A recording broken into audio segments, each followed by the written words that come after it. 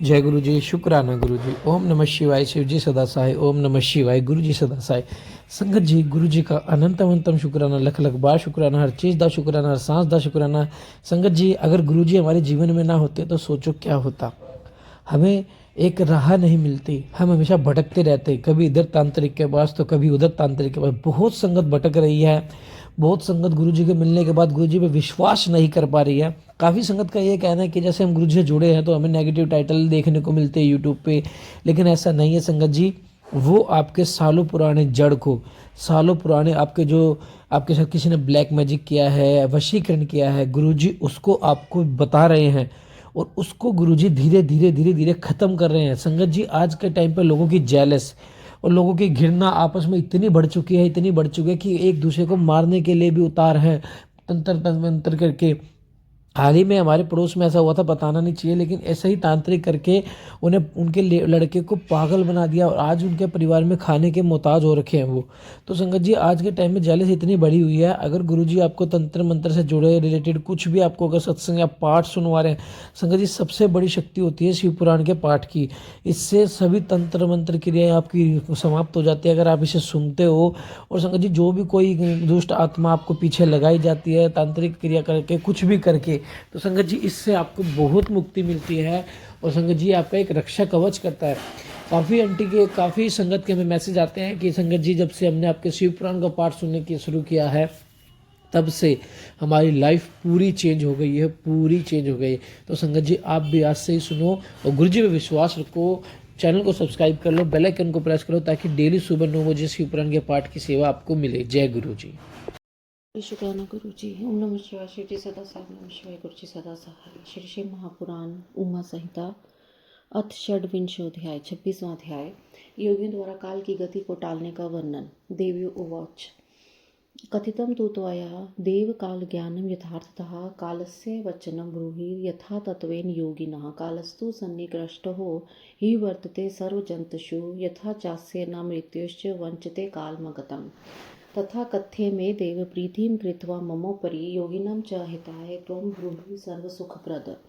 देवी बोली, हे देव, आपने यथार्थ रूप से काल ज्ञान का जो वर्णन किया है। योगी जन जिस प्रकार काल का वंचन करते हैं, आप उसे विधि पूर्वक। ये काल सभी प्राणियों के संकट घूमता है, किंतु योगी आए हुए काल को वंचित कर देता है, जिससे उसकी मृत्यु नहीं होती है। देव, मेरे ऊपर कृपा करें, आप इसका वर्णन करें। हे सर्वसुख योगियों के हित के लिए इसका वर्णन करें। शंकर उवाच शृणु देवी प्रक्ष्यामि पृष्ठोऽहं यथाव्यं शिवे समस्यं च सर्वेषां मानुषायां हितार्थे पृथिव्यवस्तथा तेजो वायुकाशमयेव च एतासां हि संयोगे शरीरं पञ्चभौतिकम् आकाशस्तु ततो व्यापी सर्वेषां सर्वर्गः स्थितः आकाशे तु विलीयन्ते हि सम्भवति पुनस्तथा।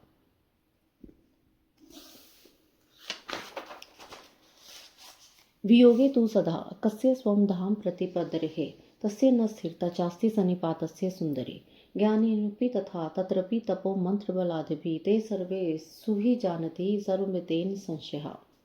देवोवाच खं तेन यनश्यति घोररूपः कालकरालस्त्रीदेवैकनाथ दगस्तव्यः त्वं पुनरेव तुष्टः स्तोत्रे स्तोत्र स्वां प्रकृतिसल्लेभे त्वया स चोक्तः कथ्य जनानः मृदिष्टरूपः प्रचिष्यतिः दृष्टसत्त्वः तत्र महाप्रभावः प्रभोवराते पुनरथित्यस्यः तदेव भो काल इहस्य किञ्चित् निहन्ते येन वदस्व तन्मेः त्वं योगिवर्य प्रभु आत्मतन्त्रः परोपकारः तनुमहेशः। शंकर उवाच न हन्यन्ते देववरस्तु दैत्यः स यक्षरक्षोर्गमानुष्य ये योगिनो ध्यानपरा सदेहा भवन्ति ते घ्नन्ति सुखेन कालम्।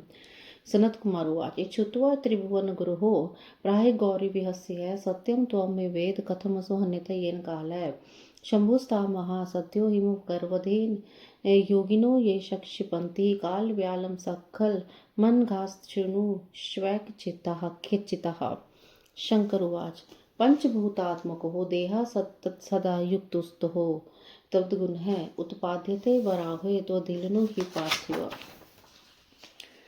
शिवजी बोलते हैं, हे देवी, हे शिवे, तुमने मुझसे जो पूछा उसे मैंने सब मनुष्य के हितार्थ संक्षेप में कहूंगा, तुम सुनो। पृथ्वी, जल, तेज, वायु, आकाश, इसका समायोग ही 5 भौतिक शरीर है। आकाश तत्व सर्वव्यापी और सभी ने सर्वत्र स्थित है। आकाश में भी सभी लय हो जाते हैं एवं पुनः उसी से ही प्रकट होते हैं। हे सुंदरी, आकाश से भी युक्त हो जाने पर पंचभूत अपने अपने स्थानों में मिल जाते हैं। उन्हीं के सन्निपात की स्थिरता नहीं है। सभी ज्ञानी लोग तपस्या व मंत्र के बल से यह सब भली भांति जानते हैं, इसमें संशय नहीं है। देवी बोली, आकाश तत्व उस घोर काल रूप के द्वारा नष्ट हो जाता है, क्योंकि काल कराल एवं त्रिलोकी का स्वामी है। आपने इस काल को भी जला दिया था, किंतु स्तोत्रों द्वारा स्तुति किए जाने पर आप उस पर संतुष्ट हो गए और उसने पुनः अपना स्वरूप प्राप्त कर लिया। आपने वार्तालाप के माध्यम से उससे कहा कि तुम लोगों से अदृश्य रहकर विचरण करोगे। उस समय आपने उस महान प्रभाव वाला देखा और आप प्रभु के वर के प्रभाव से पुनः उठ खड़ा हुआ। हे महेश, क्या इस जगत में कोई साधन है जिससे काल मारा जा सके? उसे मुझको बताइए। आप योगी में श्रेष्ठ, प्रभावशाली, स्वतंत्र और परोपकार के लिए शरीर धारण किए हुए। शंकर जी बोले, हे देवी, बड़े बड़े देवताओं, दैत्यों, यक्षों, राक्षसों, सर्पों, मनुष्य से काल नहीं मारा जा सकता, किंतु जो ध्यान परायण देहधारी योगी होते हैं वे सरलता पूर्वक काल को मार डालते हैं। सनत कुमार बोले, तीनों लोकों के गुरु शिव की बात सुनकर पार्वती से हंसकर बोलते, आप मुझे सच सच बात बताइए कि योगी किस प्रकार इस काल को अपने वश में कर लेते हैं। तब शिवजी ने उनसे कहा, है चंद्रमुखी, निष्पाप एकाग्रचित्त जो योगी जन है, वे जिस प्रकार निषेध आदि कलाओं वाले काल रूपी सर्प को शीघ्र नष्ट करते हैं, उसे तुम सुनो। शंकर जी बोलते हैं, हे वरारोहे, यह पंचभूतात्मक शरीर सदा उनके रूप रसादि गुणों से संयुक्त होकर उत्पन्न होता है और पुनः यह पार्थिव शरीर उनमें विलीन हो जाता है। आकाश जायते, वायु वायु तेजस्य जायते, तेजसो अम्भुः विनिदिष्टं तस्मादि पृथ्वी भवेत्। पृथ्वी वायदिनी भूतानि गच्छन्ति क्रमशः परं। धरा पंचगुणा प्रोक्ता, पश्य चतुर्गुणा, त्रिगुणं च त तेजो वायु दुगुणा एव च। शब्दमय गुणमकाशं पृथ्वी आदिषु कीर्तिमं। शब्द स्पर्श च रूपं च रसो गन्धश्च पंचमा। विजहाति गुणं सवसवं तदा भूतं विपद्यते। यदा गुण विक्रदन्ति प्रादुभूतं तदुच्यते। एव जानीहि देवेशी पंचभूतानि तत्वतः। तस्मादि योगिनां नित्यं सवकालेश्च गुणः चिन्तनीय प्रतिने देवी कालजे गुणनिष्ठनः। देवी उवाच, कथं जजेते कालो योगी वियोगवित् प्रभो। ध्यानेन चाथ मंत्रेण तत्सर्वं कथयस्व मे। आकाश से वायु उत्पन्न होता है, वायु से तेज उत्पन्न होता है, तेज से जल उत्पन्न होता है और जल से पृथ्वी उत्पन्न होती है। ये क्रमशः पृथ्वी आदि पंचभूत एक दूसरे से पूर्व पूर्व के क्रम से विलीन होते हैं। पृथ्वी 5 गुणों वाली कही गई है, जल 4 गुणों वाला, तेज 3 गुणों वाला, वायु 2 गुणों वाला है। इन पृथ्वी आदि में आकाश तत्व एकमात्र शब्द गुण वाला कहा गया है। जब पंचभूत शब्द, स्पर्श, रस, रूप और 5वां गंध अपने अपने इन गुणों को त्याग देते हैं तो प्राणी की मृत्यु हो जाती है, और जब अपने अपने गुणों को ग्रहण करते हैं तब उसी को जीव का प्रकट होना कहा जाता है। हे देवेशी, इस प्रकार 5 भूतों को ठीक ठीक जानो। अतः हे देवेशी, काल को जीतने की इच्छा वाले योगी को यत्न पूर्वक अपने अपने काल में उसके अंशभूत हुए गुणों पर विचार करना चाहिए। पार्वती जी बोली, हे योग वेत्ता प्रभो, योगी लोग ध्यान से तथा मंत्र से किस प्रकार काल को जीते हैं, यह सब मुझसे कहिए। शंकर उवाच, देवी प्रक्ष्यामि योगिनम हितकाम्यः पर ज्ञान प्रकथनम न देयम यस्य कैचित्। श्रद्धान्य दातव्यं भक्तियुताय धीमते अनास्तिकाय शुद्धाय धर्मयुताय भामिनिः। सुश्वासेन सुशयं योगम युचत योगवित्। दीपं विनाद करे तो प्रजा सुप्तेषु धारयत्। तजन्य पीतो कर्णो पीडित्वा मुहूर्तकम्। तस्मात् श्रूयते शब्स्तु दन्वी समुद्भवः। संध्यातो भुक्तमेव हि चावसन्नं क्षणादपि। सर्वरोगान्यत्यांशु ज्वरोपद्रव बहुनः।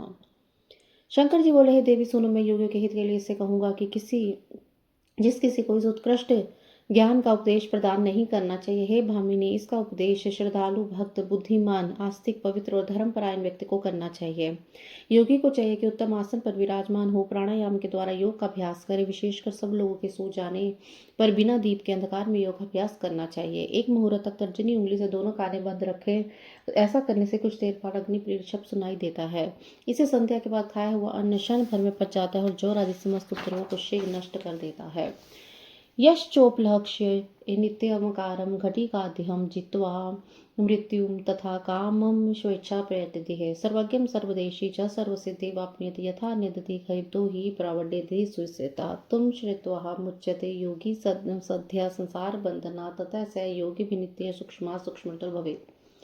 एषते कथितो देवी शब्द ब्रह्मा विधि क्रम पलालमिव धन्यार्थी त्वेजमशेषतः शब्द ब्रह्मा त्विदं प्राप्य ये किंचिद काक्षिणी घनन्ति ते मुष्टमकाशं काम्यन्ते शुद्धं तुषां ज्ञात्वा परमिदं ब्रह्मा सुखदं मुक्तिकारणम् अब्रह्माक्षरं चैव सर्वोपाधि विपर्जितम् मोहिता कालपाशेन मृत्युपाशव संगता शब्द ब्रह्मा न जानते पापनस्ता कुबुद्धिः तावद् भ्रमन्ति संसारे यावदनं न विन्दते विदितु तु परे तत्त्वे मुच्यते जन्मबन्धनात् निद्रालस्य महाविघ्नं जित्वा शत्रुं प्रयतन्तः सुखासने स्थितो नित्यं शब्द ब्रह्मापि सन्निधिः शतवृद्धः पुनर्लब्धः यावध्यायु समस्यवेद मृत्युंजय पुस्तभम् आरोग्यं वीर्यवर्धनम् प्रत्ययो दृश्यते वृद्धे किं पुनस्तरुणिः जनिः न चौंकारो न मंत्रोऽपि नैव बीजं न चाक्षरम् अनाहतमुचार्यं शब्द ब्रह्मा शिवं परम ध्यानते देवी सततम सुधियो जतनत प्रिय। जो योगी नित्य 2 घड़ी पर्यंत इस तरह के आकार का ध्यान करता है वह काम और मृत्यु को जीतकर अपनी इच्छा से इस लोक में विचरण करता है और सर्वज्ञ सर्वदर्शी होकर संपूर्ण सिद्धियों को प्राप्त कर लेता है। वर्षा काल में जिस प्रकार मेघ आकाश में शब्द करते हैं उसी प्रकार का यह शब्द है। उसे सुनकर योगी शीघ्र संसार बंधन से मुक्त हो जाता है। इसके बाद योगी द्वारा प्रतिदिन चिंतन किया जाता हुआ शब्द सूक्ष्म से सूक्ष्म हो जाता है। देवी, इस प्रकार मैंने शब्द ब्रह्मा की ध्यान कि यह विधि तुमसे कह दी है। जिस प्रकार धान को चाहने वाला पुआल का त्याग करता है वैसे योगी को संसारिक बंधन का पूर्ण रूप से त्याग कर देना चाहिए। इस शब्द ब्रह्मा को प्राप्त कर जो कोई भी लोग अन्य पदार्थों की इच्छा रखते हैं वे मानो अपनी मुट्ठी से आकाश का भेदन करना चाहते हैं और इस अमृतपम योग को पाकर भी भूख प्यास की अपेक्षा रखते हैं। शब्द ब्रह्मा नाम से कहे गए परम सुख देने वाले मुक्ति के कारण स्वरूप अंतकरण में स्थित अविनाशी तथा सभी उपाधियों से रहित उस पर ब्रह्मा को जानकर मनुष्य मुक्त हो जाते हैं। जो इस शब्द ब्रह्मा को नहीं जानते हैं वे काल के पास से मोहित होकर मृत्यु के वश में होते हैं एवं पापी और कुबुद्धि हैं। वे संसार चक्र में तभी भटकते रहते हैं जब तक उन्हें धाम सबका आश्रय प्राप्त नहीं हो जाता। परम तत्व के ज्ञात हो जाने पर मनुष्य जन्म मृत्यु रूपी बंधन से छूट जाते हैं। योगी को चाहिए कि वह निद्रा आलस्य रूपी महाविघ्नकारी शत्रु को यत्न पूर्वक जीतकर सुखद आसन पर बैठकर नित्य प्रति शब्द ब्रह्मा का अभ्यास करे। 100 वर्ष की आयु वाला वृद्ध मनुष्य इसे प्राप्त करके जीवन पर्यंत इसका अभ्यास करे तो उसे आरोग्य लाभ होता है, उसके वीर्य की वृद्धि होती है, मृत्यु को जीतकर अपने शरीर को स्थिर रखता है। इस प्रकार का विश्वास जब वृद्ध में देखा जाता है तो वह युवक जन में इनकी बात ही क्या है। ना शब्द ब्रह्मा, ना ओंकार है, ना मंत्र है, ना बीज है, ना अक्षर है। हे देवी, यह शब्द ब्रह्मा अनाहत और उच्चारण से रहित होता है। यह परम कल्याणकारी है। हे प्रिय, उत्तम बुद्धि वाले यत्न पूर्वक निरंतर इसका ध्यान करते हैं। तस्मा शब्दः न प्रोक्तः प्राणविदस्तु लक्षिता तान् प्रक्ष्यामि यत्ने नाद सिद्धिरनुक्रमात् घोषं कांस्यः तथा शृंघं घंटा वीणा दिवंशजा दुदुम्भिं शंख शब्दं तु नवं मेघगर्जितं नव शब्दान् परित्यज्य तुंकारं तु समपस्यते ध्यानेवं यदा सदा योगी पुण्य पापनम लिप्यते। उसी अनाहत से प्रकट होने वाले 9 प्रकार के शब्द कहे गए हैं जिन्हें प्राणवेताओं ने परिलक्षित किया है। देवी, उन्हें इस नाद सिद्धि को यत्न पूर्वक कहता हूँ। घोष, कांस्य, श्रृंग, घंटा, वीणा, बांसुरी, दुदुम्बी, शंख शब्द और नौवा मेघ गर्जन ये अनाहत से प्रकट होने वाले शब्द है। योगी इन 9 शब्दों को त्याग कर तुंकार शब्द का अभ्यास करे। इस प्रकार ध्यान करने वाला योगी पुण्य एवं पापों से लिप्त नहीं होता। ना शृणुति यथा शृण्वयोगाभ्यासेन देविके मृहते अभ्यासे समासु योगी तिष्ठादि विषम तस्मादुत्पद्यते शब्दो मृत्युजिप्सताभिर्धने स वे न विधो देवी तम ब्रवीमि यथार्थतः। हे देवी, जब योगाभ्यास से युक्त योगी सुनने का यत्न करते हुए भी नहीं सुन पाए और मृत्यु समीप आने पर भी योगी रात दिन इसी प्रकार का अभ्यास करता रहे तब उसे 7 दिनों में मृत्यु को जीतने वाला शब्द उत्पन्न होता है। हे देवी, वह 9 प्रकार का है। मैं यथार्थ रूप से उसका वर्णन करता हूँ। प्रथमं नदते घोषमात्मशुद्धिकरं परम सर्व्याधिरं नादम वश्याकर्षणमुत्तमम्। पहला घोषात्मक नाद होता है। वह आत्मा को शुद्ध करने वाला, श्रेष्ठ, सभी प्रकार की व्याधियों को दूर करने वाला, मन को वशीभूत करके अपने प्रति आकृष्ट करने वाला तथा उत्तम होता है। द्वितीय नदते कांस्यम स्तंभे येत प्राणिनम गतिम विषम भूतग्रहणम सर्वान् बंधने या नत्र संशयः। तृतीय नदते शंघं विविचरी नियोजयेत विधुच उच्चाटने शत्रु मारणे च प्रयोजेत घंटा नादम चतुर्थं तु वदते परमेश्वर आकर्षः सर्वदेवानां की पूर्णमाशो भवि यक्ष गंधर्व कन्याश तस्या कृष्टाः ददन्ति वे यथेपिस्तां महासिद्धिम योगिने कामतोऽपि वः। द्वितीय कांस्य का शब्द होता है जो जीवों की गति को रोकता है और विष आदि सभी भूत ग्रह को दूर करता है, इसमें संदेह नहीं है। तीसरा श्रृंगनाद है, उसका विचारी कर्म में प्रयोग करना चाहिए। शत्रु के उच्चाटन तथा मारण में वह प्रयोग करने योग्य है। चौथा घंटा नाद होता है, जिसका साक्षात परमेश्वर उच्चारण करते हैं। वह सभी देवगणों को भी आकर्षित करने वाला है। फिर भूलोक के मनुष्यों की तो बात ही क्या है। यक्ष और गंधर्व की कन्या उस नार से आकृष्ट होकर उस योगी को यथेच्छ महासिद्धि प्रदान करती है। वीणा तो पंचमो नाद है, श्रूयते योगी भी सदा। तस्मादुत्पदे देवी दूरदर्शन में भी ध्यायतो वंशनादम तु सर्वतत्वं प्रजायते। दुदुम्बिं ध्यानमनस्तु जरा मृत्यु विवर्जितः। शंख शब्देन देवेशी कामरूपं प्रपद्यते। योगिनो मेघनादे न विपत्संगमो भवेत्। यश्च के मनसा नित्यं तुघारं ब्रह्मरूपिणं किं साध्यं न ते अस्ति यतामिति वराननेः। सर्वज्ञ सर्वदर्शी च कामरूपे व्रजातो न विकारे प्रच्युत शिवम् एव न संशयः। एतते परमेशानि शब्द ब्रह्मा स्वरूपकम नवथा सर्वम्याकतम की भूया श्रुतमुच्चसे। पांचवा नाद वीणा है, जिसे योगी लोग निरंतर सुनते रहते हैं। हे देवी, उससे दूरदर्शन की शक्ति प्राप्त होती है। वंशी नाद का ध्यान करने वाले योगी को सभी तत्व प्राप्त हो जाते हैं। दुदुम्बी नाद का ध्यान करने वाला जरा एवं मृत्यु से रहित हो जाता है। हे देवी, शंखनाद का अनुष्ठान करने से इच्छा अनुसार रूप धारण का सामर्थ्य प्राप्त होता है और मेघ का नाद करने से योगी को कोई विपत्ति नहीं होती है। वराननी, जो एकाग्र मन से नित्य प्रति ब्रह्मा रूपी तुंकार का ध्यान करते उसे इच्छा सभी वस्तु प्राप्त होती है और उसके लिए कुछ भी असाध्य नहीं होता। वह सर्वज्ञ सर्वदर्शी और काम रूपी होकर सर्वत्र भ्रमण करता है, विकारों से युक्त नहीं होता। वह साक्षात शिव ही है, इसमें संदेह नहीं है। हे परमेश्वरी, मैं यहाँ 9 प्रकार का शब्द ब्रह्मा स्वरूप तुमसे कहा है, और क्या सुनना चाहती हो? श्री श्री महापुराण ने पंचमी उमा संहिता काल वंजन वर्णम नाम षड्विंशोध्याय। इस प्रकार श्री शिव महापुराण के अंतर्गत 5वीं उमा संहिता में काल वंचन वर्णन नामक 26वां अध्याय पूर्ण हुआ। जय गुरु जी, शुक्राना गुरु जी। अब सप्तविंशोध्याय 27वां अध्याय, मृत्यु प्राप्त करने की 4 यौगिक साधनाएं। देवी उवाच वायुस्तु पद्मोक्ति योगावकाश समुदम तन्मे सर्वम समाचक्ष प्रसन्नतुम यदि प्रभो। देवी बोली, योगी, योगाकाश से उत्पन्न वायुपात कैसे प्राप्त होता है? प्रभु, यदि आप मुझ पर प्रसन्न है तो सब मुझे बताइए। शंकर उवाच पुरा में सर्वमयाकृतम योगिनम हितकाम्यया कालम जगाय सम समाग्य वायुलिंगम यथा भवेत। तेन ज्ञात्वा दिनम योगी प्राणायाम पर स्थिता स जयत्यगतम कालम मसार्धनेव सुंदरी। शंकर बोले, हे देवी, योगियों के हित की कामना से मैंने पहले सभी को बता दिया था कि अब जिस प्रकार योगी काल को अच्छी तरह जीत कर वायु स्वरूप हो जाता है, उसे सुनो। हे सुंदरी, योग्य समर्थ से मृत्यु के दिन से जानकर प्राणायाम में तत्पर हो गया, आधे महीने में आयु इस काल को जीत लेता है। हतस्तो वायु सदा वह दीपका सोहुनु पावकः स ब्रह्माभ्यंतरो व्यापी वायु सर्वागतो महान। ज्ञान विज्ञान उत्साह सर्व वायु प्रवर्तते येनहि निर्जितो वायुस्तेन सर्वमिदं जगत्। धारण्यम सदा तिष्ठे जरा मृत्यु जिगास्यः। योगी योगरत सम्यक धारणा ध्यान तत्पर। लोहाकारो यथा भसात्था माप्रिय मुक्तो मुने साध्य धुना कर्म तद्योगी समस्य वेद। देव सहस्त्र को नेत्रपाद हस्त सहस्त्र का पृथ्वी ही समावृत्य सोहग्र तिष्ठे दशांगलम। गायत्रीम शिरसा सार्धनम जपेत व्ययति पूर्वकाम त्रिवार माहित प्राणायाम सा उच्यते। हृदय में स्थित रहने वाला वायु सदा अग्नि को प्रदीप्त करता है। अग्नि के पीछे चलने वाला वह महान तथा सर्वगामी वायु भीतर और बाहर सभी जगह व्याप्त होता है। ज्ञान विज्ञान एवं उत्साह इन सब की प्रवृत्ति वायु से होती है। जिससे इस लोक में वायु को जीत लिया है, उसने संपूर्ण जगत को जीत लिया है। योग परायण योगी सम्यक धारणा ध्यान में तत्पर है। उसे जरा मृत्यु के विनाश की इच्छा से सदा धारणा में निष्ठा करनी चाहिए। हे मुने, जिस प्रकार लोहार मुख से वायु के द्वारा धूकनी को फुलाकर कार्य सिद्ध करता है, उसी प्रकार योगी को अभ्यास करना चाहिए।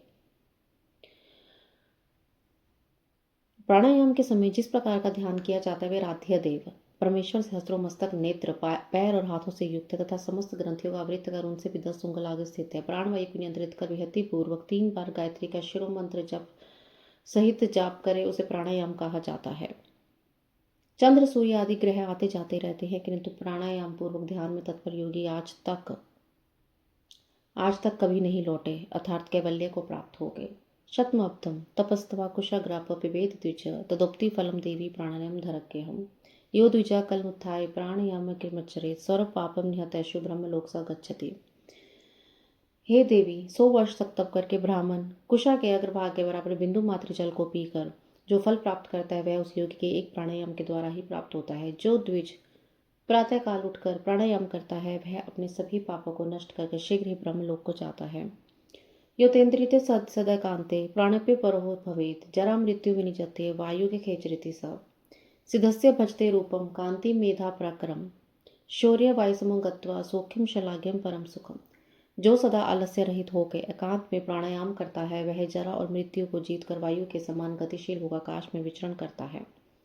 वह सिद्ध पुरुष का रूप, कांति, मेधा, पराक्रम एवं शौर्य प्राप्त कर लेता है और गति में वायु के समान होकर प्रशंसनीय सौख्य परम सुख प्राप्त करता है। एतकथित विशेषम वायु सिद्धिम यदाप्ते योगी यतजस्वपि लभते तते वक्ष्यामि देवेशी। हे देवेशी, जिस प्रकार योगी वायु से सिद्धि प्राप्त करता है वह सब मैंने तुमसे कह दिया है। अब जिस प्रकार उन्हें तेज की सिद्धि प्राप्त होगी उसे मैं तुमसे कहूँगा। स्थित्वा सुखासने स्वेशेते जन्म वचनहीने तु शशिरवियुतया तेजः प्रकाशयन् मध्यमे देशे विहिगतं भ्रूमध्ये प्रकाशते यत् वितीन्द्रो योगी दीपहीन निदान्ते परिशून्य संशम लोके। जहाँ दूसरों की बातचीत का कोलाहल ना हो, ऐसे शांत एकांत स्थान में सुखासन पर बैठकर चंद्रमा और सूर्य वाम और दक्षिण नेत्र की कांति से प्रकाशवर्ती मध्यवर्ती देश भूमध्य में जो अग्नि का तेज व्यक्त रूप से प्रकाशित होता है उसे आलस्य रहित होकर प्रकाश रहित अंधकारपूर्ण स्थान में चिंतन करने पर निश्चय देखा जा सकता है। नेत्रे कर शाखापि किंचित पीढ़िया यतनुति योग्य तारम प्रसाध्य येन मूर्तिमर्थे तमेक भावपे तत्मस्तु तमसी ध्यान पश्यति ज्योतिषरम श्वेतम रक्तम तथा पीतम कृष्णवेन्द्रम ध्युष्प्रभम भुवमुदे ललाटस्थम बालर्क समतेजसम तम विदित्वा तु कामांगे क्रीडते काम रूपत्रिकम कारण प्रश्मावेशम परकाय प्रवेशनम अणिमाधि गुणवाप्ति मनसा चावलोकनम दूरश्रवण विज्ञान दृश्यम बहुरूपधृक संतताभ्यास योगेन खींचरत्वम प्रजयते है। योगी यत्न पूर्वक नेत्रों को हाथों की उंगलियों से कुछ दबाकर उनके तारों की ओर देखते हुए एकाग्र चित्र से आधे मुहूर्त तक उसका ध्यान करे। उसके बाद ध्यान करता हुआ अंधकार से श्वेत पीत रक्त कृष्ण और इंद्रधनुष के समान कांति वाले सूर्य तेज को देखता है। दोनों भुवों के मध्य में ललाट सहित बाल सूर्य के समान उस तेज को जानकर यह इच्छानुसार काम रूपधारी होकर मनवांछित शरीर से क्रीड़ा करता है। निरंतर अभ्यास के योग से उसमें कारण को शांत करना, आवेश प्रकाय प्रवेश, अणमादि सिद्धियों की प्राप्ति, मन से सारी वस्तु का अवलोकन, दूर से सुनने की शक्ति, स्वयं दृश्य होना, अनेक रूप धारण करना तथा आकाश में विचरण की शक्ति, यह सब सामर्थ्य उत्पन्न करता है।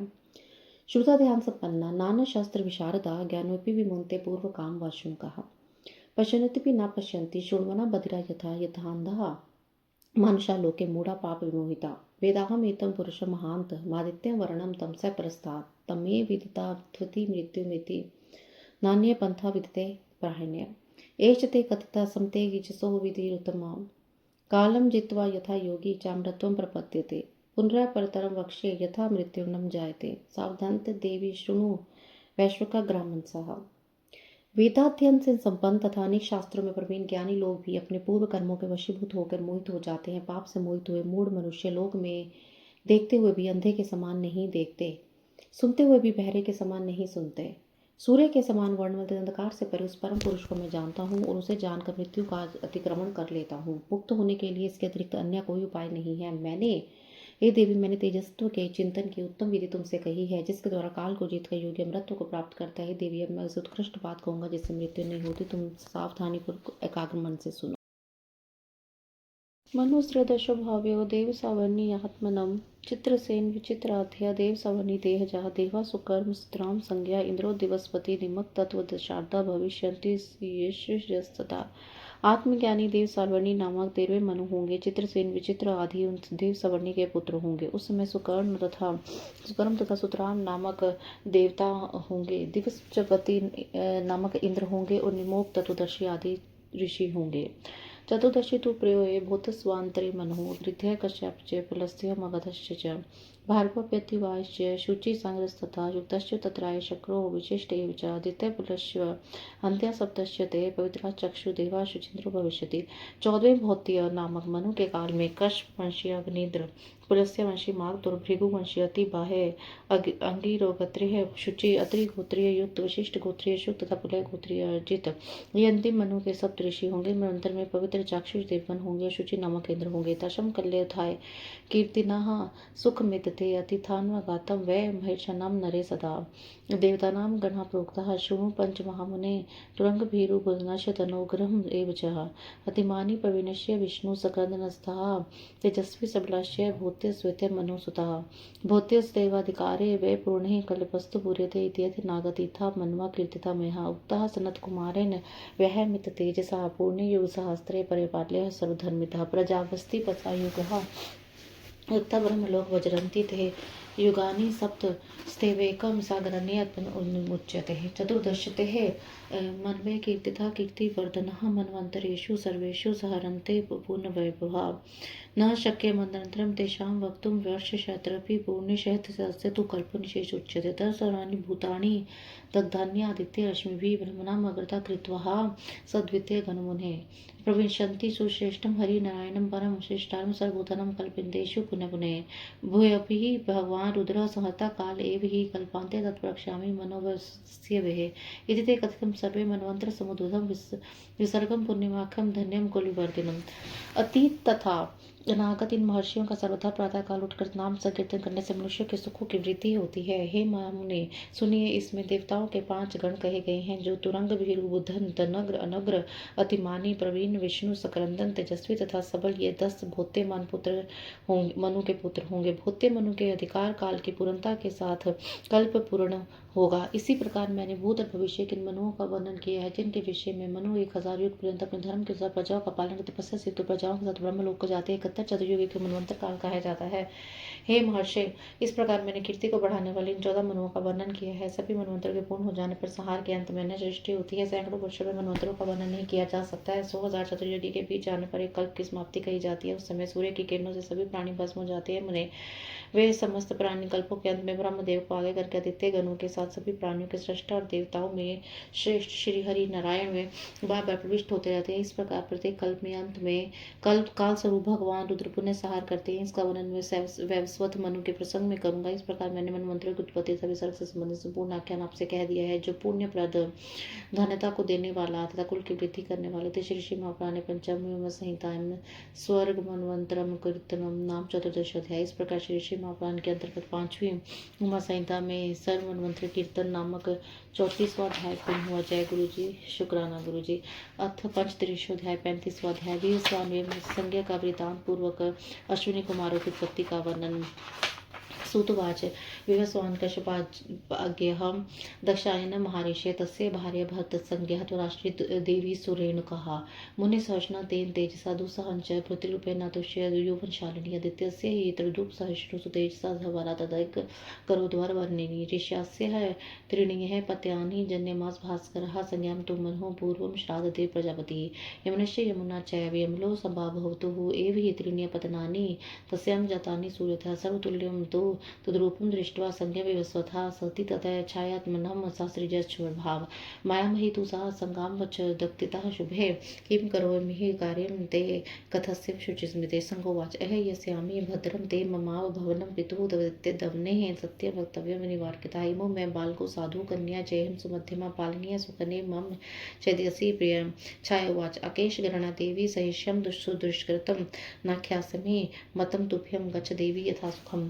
सूतवाच इत्युक्तः समादेवी वीडिता सन्नपदो पितुः पित्रा दिवस्य तत्र नियते सपना पुनः अगच्छतर्भा भूत्वाच्च रूपं ततः स्वकं कुरुसदोत्तरान् प्राप्य तनरायं चचार्हि संज्ञतां तु रम्यमत्वा छायां सुतदा जन्यमा सर्वाणि मनुते सविता किल संज्ञानु प्रतिथा छाया से सपुत्रापि नित्यशा चक्राभितकं स्नेहं न त पुरुचे सुते मनुष्य सस्याक्ष्मतं तु यमस्तं नैव चक्ष्मे स सरोषतु बाल्यवश्च भवितोन्नस्य गौरवात् छायां सन्तजस्मात् मास पदा पैवस्वतो यमः तत्संशाव तथा क्रोधच्छ तु कलुषीकृता चरणः पतता मेष सवेति वृष रोषिता यमस्तः पितृ सर्वे प्राञ्जलि प्रत्यवेदत वृषं शाभ्योद्विग्नः संज्ञा वाक्य विचेष्टिता मात्रा स्नेहं सर्वेषु वर्तेव्यं सतेषु स्नेहमसस्व सर्वप्रीत्यै गण्यमास विवर्ति सा तस्मात् मुदिता पादस्तवद्वान् शन्तुमहैते शक्तो अस्मि देवेश्चन्य ताप्तवः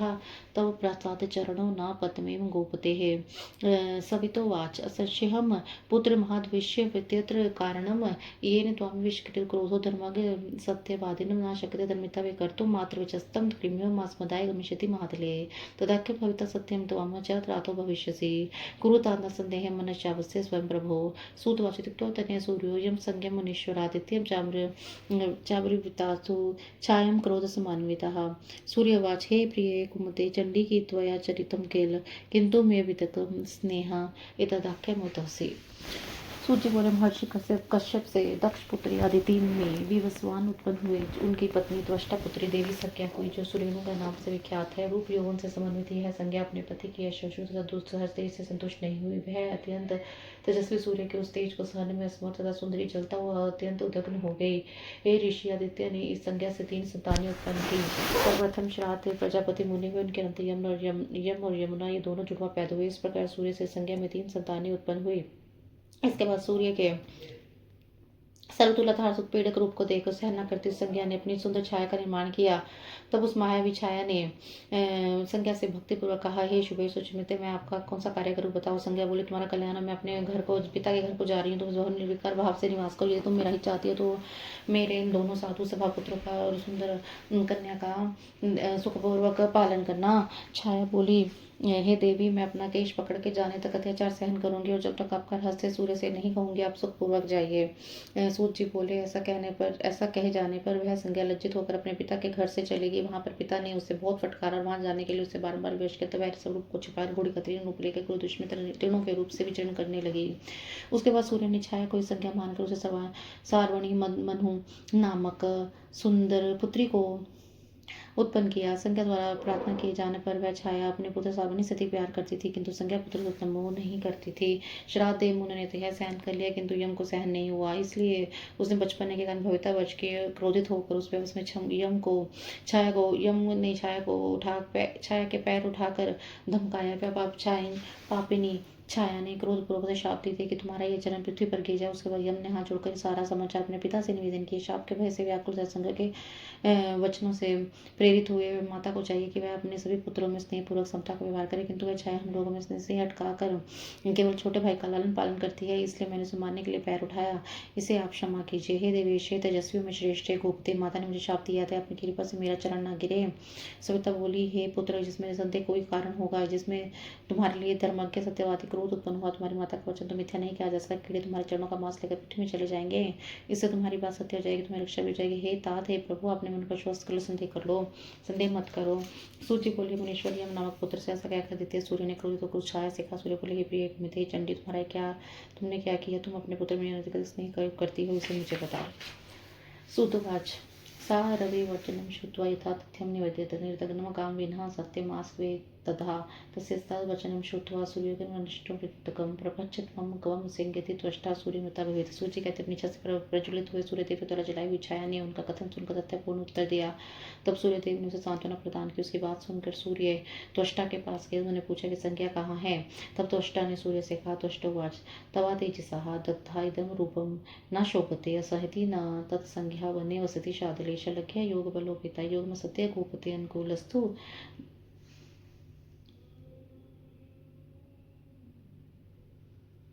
देवेश संदेशात्म्यहं मतम रूपम निर्वत्य मध्य एतव कांतम करोहम। त्वष्टा बोले, आपके अत्यंत तेज से जलती हुई रहने का कारण उसे अपना रूप अच्छा नहीं लगता, अतः सहन न करते तीर्णों से भरे वन में निवास करती है। गुप्त योग बल से युक्त तथा योग आश्रय लेकर स्थित वह संज्ञा प्रशंसनीय है। हे देवेश, आप ये बात कहकर आप अनुकूल हो जाइए। अब मैं आपके रूप को मनोहर बताता हूँ। सूतवाच, तच्छ्रुता प्रगतः क्रोधो मातण्डस्य विवस्वता भूमरूप्य तत्सा शात्यमास मुनि ततो विभ्राजितं रूपं तेजसा स्मृति च कृतं कानन्तरं रूपं दृष्टा तच्छुभे तथा ततेऽधिकमस्थाय स्वां भार्य हि दशः अदृश्यां सर्वतलं तेजसा नियमं च सो विश्वरूपं समास्थाय गत्वा ता मैथुनैर्विचेष्टन्ते परपुंसो विकर्ष्यः मुकुतो नासिकां तु शुक्रं त्वध्यधाम्ने देवो तथा प्रजायता अश्विनो भिश्चां बर्हो न सत्यतो च द्वसतो च स्मृतो द्वादशपि तां तु कान्तेन रूपेण दर्शमात् भास्करे आत्मनं सा चतुर्दष्ट्वा पृष्ठप्रतिमादरात् पता ते गृहं प्रागस्त्वं सती मुदितां मुदित सुतो प्रीत्या दंपति पुतोदकम्। सूर्य बोली, यह सुनकर भी विश्वान सूर्य का क्रोध दूर हो गया। तब त्वष्टा मुनि ने सान पर स्थापित करके उनके तेज को छील दिया। इसके बाद तेज के छील दिए जाने पर उसका रूप मनोहर हो गया। तो त्वष्टा ने उनके रूप को अत्यधिक सुंदर बना दिया और वे शोभित होने लगे। इस प्रकार सूर्यदेव ने योग में स्थित होकर अपने नियम और तेज के कारण संपूर्ण प्राणियों द्वारा परिचय अपनी भार्या को देखा। इस प्रकार का रूप धारण करके सूर्य संघ की इच्छा से वहां पहुंचे। ही मुनि पर संघ के लिए चेष्टा करते हुए सूर्य को परपुरुष की शंका से युक्त संज्ञा ने उनका शुक्र मुख से लेकर नासिका में धारण कर लिया। उससे वैद्यों में शेष युगल अश्विनी कुमार देवता उत्पन्न हुए। वे दोनों अश्विनी कुमार सत्य और सत्र कहे गए हैं। इसके बाद सूर्य ने उनको अपने मनोहर रूप का दर्शन कराया। तब आत्मस्वरूप पतिदेव को आदरपूर्वक प्रणाम हो, संज्ञा प्रसन्न होगी, इसके बाद प्रसन्न होकर सती पति के साथ अपने घर चल के, इस पर दोनों स्त्रीपति युक्त होकर पुरुष प्रीति से युक्त होकर पहले से अधिक प्रसन्न हुए। यमस्तु कर्मणादेन वृषम पीड़ित मानस धर्मेण रंजमास धर्मराज इमा प्रजा लेवे स कर्मणादेन धर्मराज मातुति पितॄणामाधिपत्यं च लोकपालत्वमेव च मनु प्रजापति त्वासि सर्वाणि स तपोधना भावं स कर्मणादेन मनो सर्वन्तकन्तरे मरुपृष्ठे तपो घोरमद्यापि चरते प्रभु यविसितयो तु यमी कन्या यशस्विनी भवत अवतेजः अभवत्सा सुरिष्ट यमुना लोक पावने मनुरुच्यते लोके स्वनिरिचि युचोचते है। यह इदं जन्म देवानां शून्योदारयतु व आपदं प्राप्य मुचते प्राप्त स्मृतिशा। माता के तिरस्कार रूप उस कर्म से अत्यंत व्यतीत धर्मराज्यम धर्मपूर्वक प्रजाओं को प्रसन्न करने लगे। उस कर्म से महातेजस्वी धर्मराज को पितरों का आधिपत्य लोकपाल का पद प्राप्त हुआ। तपोधन सर्वनी को प्रजापति मनु का पद प्राप्त हुआ। वे अपने उस कर्म से वैवस्वत मनु के पास सार्वनी मनवंतर के मनु होंगे। वे प्रभु आज भी सुमेरु पर्वत पर तप घोर कर रहे थे। लोक में उन्हें मनु कहा जाता है और सर्वनी भी कहा जाता है। उन दोनों में छोटी जो यशस्विनी कन्या यमी थी, वह नदियों में श्रेष्ठ लोक पावनी यमुना हुई। जो देवगणों के जन्म के स्थान यह इदम जन्म देवानाम शून्योदारत्वः अप्ययम् आपदाम प्राप्य मुच्चेत प्राप्य निस्था सुमुख देशा। जो देवगणों के जन्म के इस आख्यान का श्रवण करता है, स्मरण करता है, वह आपदग्रस्त होने पर भी उसे मुक्त हो जाता है और महान यश प्राप्त करता है। श्री श्री महाभारत पंचम्या उमा संहिता मनवंतर कीर्ति वैवस्वत वर्ण नाम पंचोदश अध्याय। इस प्रकार श्री शिव महापुराण के अंतर्गत पांचवी उमा संहिता में मनवंतर कीर्तन में वैवस्वत वर्ण नामक 35वां अध्याय पूर्ण हुआ। जय गुरु जी, शुक्राना गुरु जी। षट्त्रिंशोध्याय 36वां अध्याय। वैवस्वत मनु के 9 पुत्रों के वंशज का वर्णन। सूतवाच मनो वैवस्वत्स्याहान् पुत्र वे नव तत्समः पश्याम मोहनता धीरा शत्रधर्म परायणा इक्ष्वाकु शिप्न भागो धृष्टा शारथी च नरिष्यन्त्य न भागा करुश्च प्रियवतः अक्रोत पुत्र कामस्तु मुनिरिष्टं प्रजापति अनुत्पन्नेषु पुत्रेषु दष्टाय मुनि पंगवा सा ही दिव्यंबरधरा दिव्य भरण भूषिता दिव्य सहना च विमले यज्ञे ही विश्रुता ताड़मित्येव होवाच मनुदंडधर सता गच्छ मामते तमिढ़ा प्रत्युवाच धर्मयुक्तमिदं वाक्यं पुत्रकाम प्रचितम्। सूची बोले हैं महर्षि, बाद में व्यवस्थित मनु के 9 पुत्र उत्पन्न हुए जो उन्हीं के समान विशाल काय धैर्यशाली तथा क्षत्रिय धर्म में तत्पर थे। वे मनु पुत्र इक्ष्वाकु शिभी नभग धृष्ट शर्यंती नरिष्यंत नभाग नागविष्ट कुरुष और प्रियवत वाले हैं। हे मुनिश्रेष्ठ, किसी समय पुत्र की कामना करने वाले प्रजापति मनु ने यज्ञ किया, किंतु उसी यज्ञ में पुत्र उत्पन्न नहीं अपितु दिव्य वस्त्र धारण किए दिव्य भूषण से भूषित दिव्य अंगों वाली नामक ईला नामक कन्या हुई। तब दंडधारी मनु ने उसे कहा, हे ईला, ईला और ईडा उसी के ही नाम है। ईडा, तुम मेरा अनुसरण करो। इस पर ईडा ने पुत्र की कामना वाले प्रजापति मनु से यह धर्म सम्मत बात कही। ईडोवाच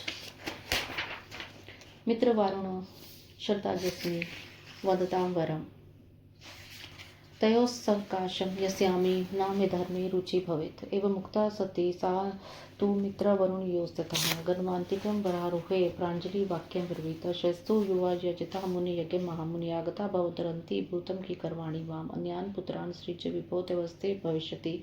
सूतवाच तां तथा वादिनी साध्वीमीढः मनोदुत्थां मित्रवरुण मानो मुनि उचुतुदरात् मित्रावरुणावुचतुः अनेन तव धर्मज्ञ प्रश्येन दमेन च सत्येन च श्रोणि प्रीतो वदो वर्णिनि अवस्थव महाभागे ख्याति च गमिष्यसि मनोवर्षकः पुत्रस्तवमेव च भविष्यसि सुदमन इति विख्यात श्रीलोकेषु विश्रुत जगत्प्रिय धर्मशीलो मनुवंशविवर्धन। सूतवाच निरिता साधुच्छुरा गच्छन्ति पितरन्तिकेः बुद्धिन्तिर्मा सद्ये मैथुनाप्य मंत्रितः सोमपुत्र तथो जज्ञे तस्यां राजा पूर्वः पुत्रोऽत्यध सुन्दरः प्राज्ञ उर्वशीपतिरुन्नतः जनित्वा च स तत्र पुरत्व समादरात् पुत्रं श्रीप्रसादितो पुनः सुधां गतः। सुधामनस्य तु दैदस्य परधामिकः उत्कलस्य भयश्चापि विनातश्च वीर्यवान् उत्कल से उत्कला विप्रा विनश्वश्यः पश्चिमादिक पूर्वा मुनिश्रद्धाल गयस्य दो गया समृद्धः। ईला बोली है, वक्ताओं में श्रेष्ठ, मैं मित्र वरुण के अंश से उत्पन्न हुई हूँ। मैं उन्हीं दोनों के पास जाऊंगी, मेरी रुचि इसी प्रकार धर्म में नहीं है। ऐसा कहकर सुंदरी सती ने मित्र वरुण के पास जाकर हाथ जोड़कर कहा, हे महामुनियों, मैं मुनि के यज्ञ में आप दोनों के अंश से उत्पन्न हुई हूँ और जब मैं आप दोनों के समीप आ गई हूँ तो बताइए मैं क्या करूँ। ईडा मनु ने कहा कि हे विभो, आप लोग इस अन्य पुत्रों को उत्पन्न कीजिए, उन्हीं से आपका वंश चलेगा। सूत जी बोले, ऐसा कहने वाले मनु के यज्ञ में उत्पन्न हुई साध्वी ईरा ने मित्रावरुण नामक दोनों मुनियों से आदरपूर्वक कहा। मित्रावरुण बोले, हे धर्मज्ञ, हे सुश्रुणी, हे सुंदरी, हम दोनों इस विनय नियम सत्य से परे प्रसन्न हैं। हे महाभागे, तुम इन दोनों की ख्याति बनोगी और तुम ही मनु का वंश बढ़ाने वाला पुत्र होगी, जो सुदमन नाम से तीनों लोगों में ख्यात संसार का प्रिय धर्मपरायण मनु वंश को बढ़ाने वाला होगा। सूत जी बोले, ऐसा सुनकर वह लौटकर अपने पिता के पास जाने के अवसर पाकर बुद्ध ने उसे संग के लिए आमंत्रित किया। उसके पश्चात पुत्र बुद्ध ने उसे ईडा में राजा पुरवर की उत्पत्ति हुई। वह पुण्य अत्यंत सुंदर बुद्धिमान उन्नत ऋषि का पति हुआ। इस प्रकार प्रेम पूर्वक पुरुरवा नामक पुत्र को जन्म देकर शिव जी की कृपा से सुदमन हुए। सुदमन के 3 धार्मिक पुत्र हुए, उत्कल गए प्रक्रमी विनातश्व। हे विप्र, उत्कल की राजधानी उत्कला उड़ीसा हुई। विनातश्व को पश्चिम दिशा का राज्य मिला। मुनिश्रेष्ठ गए की राजधानी पूर्व दिशा में गए नाम की पूरी कही गई है। प्रविष्टि तुम मनोतात दिवाकर तनुम तथा दशा तत्र तत्क्षेत्र में करो पृथ्वी माम। इक्ष्वाकु श्रेष्ठाध्यो मध्य प्रदेश माप्तवान वशिष्ठ वचनादि प्रतिष्ठान महात्मना। प्रतिष्ठां धर्मराज्यस्य सुधम्न ततो दधा तत्पूर्वस्य हि प्रातः राज्यं प्राप्य महायशा। मानवो यो मुनिश्रेष्ठा स्त्री पुरुषों विलक्षणा प्रभु नरष्यन्ताश्का पुत्रा नभग्य सुतो भवत्। अम्बरीशस्तु बाह्यो भाकं क्षेत्रमापत् शरते मिथुनो द्वादश नर्तो नाम विश्वता। पुत्र सुकन्या कन्या च पत्नी च वनस्य हि कर्णस्य हि दयातुरभ्यो नाम सरेवता। अन्नत विषय यस्य पूरे नाम कुशस्थली महादेव्य सुस्पर मध्य या सप्तमी मतः। तस्य पुत्र शतम त्वासी ज्येष्ठ उत्तम तेजस्वी शुभ्लपारो धर्मिष्ठ ब्रह्मपालका। कुकदनिस्तु सजाता सेवती नाम कन्या महालवने से युक्त दिव्य लक्ष्मी परावरका। प्रष्टुम कन्यावर्क राजा कुकदी कन्या स ब्रह्मलोके विधे सम्यक से व्यतिशो जगाम हुए। आवर्तमाने गंधर्वे स्थितो लब्धक्षरम शुणाम शेषाव तत्र गंधर्वम नीर्तने ब्रह्मांतिके मुहूर्त भूतम तत्काले गतम बहुयुगम तथा न किंचित बहुते राजा कुकुति मन्य सतु तथासो विधिमान्य स्वभावी ब्रह्म कृतांजलि नवेद्यत महात्मा ब्राह्मणे प्रात्मने तदाप्ति प्रायम कर्ण्यम सप्रहस्य प्रजापति कुकुदिनम महाराजम समभाष्यम संवेद। हे तात, मनु के दिवाकर के शरीर में प्रविष्ट हुए होने पर पृथ्वी को इक्ष्वाकु ने 10 भागों में विभक्त किया। ज्येष्ठ पुत्र इक्ष्वाकु ने मध्य देश को प्राप्त किया। वशिष्ठ के वचन के अनुसार उस महात्मा सुदुम्मन का प्रतिष्ठानुसार राज्य अमायशस्वी सुदुम्मन ने प्रतिष्ठान का राज्य प्राप्त करके उनमें धर्मराज की प्रतिष्ठा कर प्रतिष्ठान नामक नगर पूर्वा को दे दिया। हे मुनिश्रेष्ठो, इस प्रकार जो मनुपुत्र सुदुम्मन थे वे स्त्री पुत्र के लक्ष्य में युक्त हुए। नरिशंत के पुत्र शक हुए, नभग नाभग के नरिश पुत्र हुए, उनमें भाग देश उत्पन्न हुआ। कैनति ने युगम संतान को उत्पन्न किया, जिसमें पुत्र अनर्थ नाम से प्रसिद्ध हुआ। कन्या का नाम सुकन्या हुआ, जो च्यवन की पत्नी बनी। अनर्थ के पुत्र का नाम रैप्य था, जो रैवत नाम से प्रसिद्ध हुआ, जिसकी कुशली नामक पुण्य अनर्थ देश थी, जो परम दिव्य तथा सप्त महापुरियों में कर्म से 7वीं मानी गई। उन रैवत के 100 पुत्र हुए, जिनमें कुकधी ज्येष्ठ थे। वे उत्तम तेजस्वी महाबली पारगमी धर्मपरायण ब्राह्मणों के पालन करता। कुदी से रेवती नामक कन्या हुई, जो परम सुंदरी तथा दूसरी लक्ष्मी के समान दिव्य थी। किस समय उसके स्वामी राजा को कभी अपने कन्या को साथ लेकर उसके लिए ब्रह्मा जी से वर पूछने तो ब्रह्मलोक में गए। उस समय वहां गायन हो रहा था। अवसर पाकर वे क्षण मात्र ब्रह्मादेव के पास रुककर गान देते सुनने लगे। हे मुनि, इस मुहूर्त मात्र में बहुत से युग बीत गए, फिर उनको कुदी राजा को इस प्रकार पता नहीं लगा। इसके बाद उन्होंने ब्रह्मा जी को नमस्कार करके हाथ जोड़कर विनीत भाव से परमात्मा ब्रह्मा जी से अपना अभिप्राय निवेदन किया। उनका अभिप्राय सुनकर प्रजापति कुशल मंगल पूछकर महाराज को कुदी से हंसकर कहने लगे।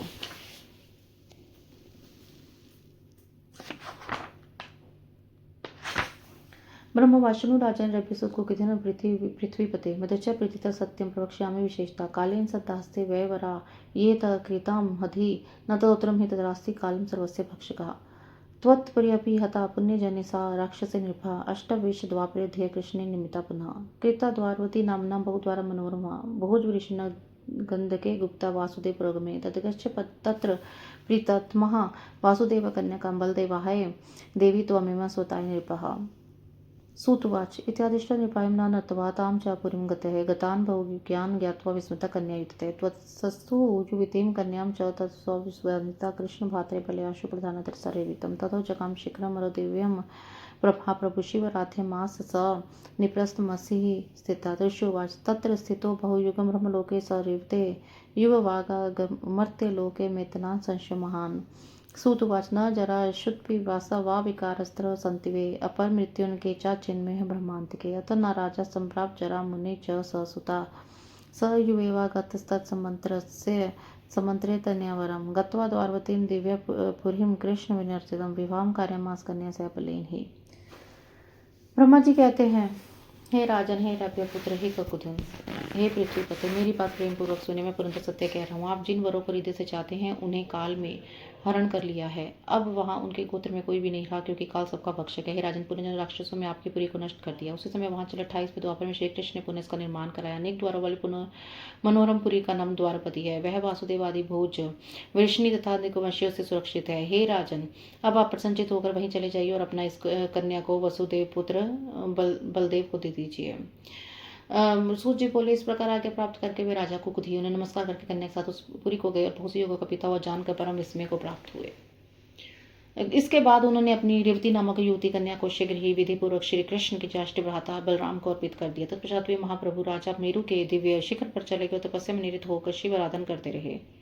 ऋषि बोले, हे सूची, हे कुक्ति, बहुत युगों तक ब्रह्म काल में स्थित रहे, किंतु युवा समझकर मृत्यु लोक को लौटे। हम लोग को यह महान संशय है। सूची बोले, हे मुनिवर, वहां पर ब्रह्मा जी के समीप किसी को जरा क्षुधा, प्यास आदि विकर्म, अकाल मृत्यु आदि कुछ नहीं होता। अतः वे राजा कन्या जरा एवं मृत्यु को प्राप्त नहीं हुए और वे कन्या के वर हेतु परामर्श करके युवा ही लौट गए। इसके बाद उन्होंने श्री कृष्ण द्वारा निर्मित दिव्य द्वारकापुरी में जाकर अपनी कन्या का विवाह बलराम के साथ कराया।